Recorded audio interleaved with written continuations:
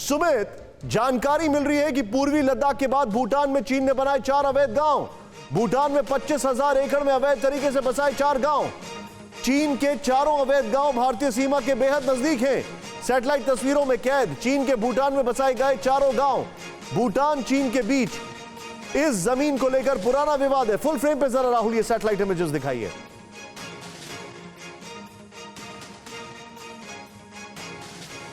ये देखें आप किस तरीके से चाइना यहां पर ये बदमाशी कर रहा है।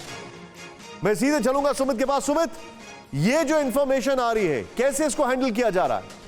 देखिए निशांत, ये बात तो तय है कि चीन लगातार अपने इंफ्रास्ट्रक्चर को खास तौर पे भारत एलएसी के उन इलाकों के आसपास बहुत तेजी से बढ़ा रहा है। 600 से ज़्यादा गांव की उसकी स्ट्रैटेजीज है, लेकिन ये भी बात तय है कि चीन के ज़्यादातर गांव अभी भी खाली हैं। यहाँ पर अभी भी लोगों को नहीं रखा गया। इंपॉर्टेंट है कि हमने जब भी सिक्योरिटी एस्टेब्लिशमेंट से बात की, उन्होंने कहा कि ये वो इलाके हैं जो भले ही भारत की क्लेम ऑफ लाइन, क्योंकि ये एलएसी का और ये इलाके जो हैं ये परसेप्शन के ऊपर काम कर रहे हैं, तो ये ज़रूर है कि भारत की क्लेम लाइन के ऊपर ये गाँव बसाए हैं, लेकिन चीन ने इंफ्रास्ट्रक्चर बहुत पहले से करना शुरू कर दिया था। निशांत, इसके अंदर एक और बात जरूर जोड़ूंगा, वो ये कि चीन ने कई साल पहले ये स्ट्रैटेजी कही थी, ये बातचीत के अंदर ये बात सहमति दिलाई थी कि जो इलाके बस चुके हैं, यानी जहां पर लगातार लोग रह रहे हैं, अगर भारत और चीन के बीच में कोई एग्रीमेंट होता है तो उन इलाकों को मद्देनजर रखते हुए ये एग्रीमेंट किया जाएगा फ्यूचर में। Point taken. मैं सुमित एक क्विक रिएक्शन यहां पे मनीष से लेना चाहूंगा। Manish, very sharp reaction.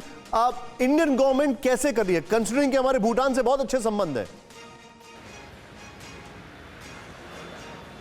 देखिए, भूटान का मामला हमने देखा था जब 2017 में डोकलाम हुआ, तब भारत ने किस तरह से भूटान को संरक्षण दिया, भारत ने किस तरह से वहां पर चीन के साथ टक्कर ली थी और वो मामला फिर रिजॉल्व हुआ। लेकिन अब एक ऐसी स्थिति में जब हम खुद ही यहाँ पर अपने पश्चिमी सीमा पर चीन के साथ लड़ रहे हैं, भूटान एक नया फ्रंट के तौर पर आ रहा है और इसलिए जो भारत के पॉलिसी मेकर्स हैं, इनका मानना है कि इस पूरे मामले का विवाद का समाधान आप तभी कर सकते हैं जब ग्लोबल पर्सपेक्टिव में आप चीन के साथ, चीन के खिलाफ जो देश हैं उनकी गोलबंदी कर सके, क्योंकि ये मसला केवल भारत और चीन का नहीं है। क्योंकि जब भी आप अपना ये सवाल करते हैं कि क्या हमारे और चीन के बीच बातचीत से ये मामला सुलझ जाएगा, तो हमें नहीं भूलना चाहिए कि 6 साल में प्रधानमंत्री मोदी और राष्ट्रपति जिनपिंग के बीच 18 बार मुलाकात हुई और उसके बाद हमें डोकलाम हासिल हुआ, उसके बाद हमें गलवान हासिल हुआ। इसलिए सिक्योरिटी इस्टेब्लिशमेंट और पॉलिसी मेकर्स का मानना है कि ये मामला जियोपॉलिटिकल है और उसको उसी संदर्भ में भारत सरकार निपटाने की कोशिश कर रही है। और इसके तहत आपने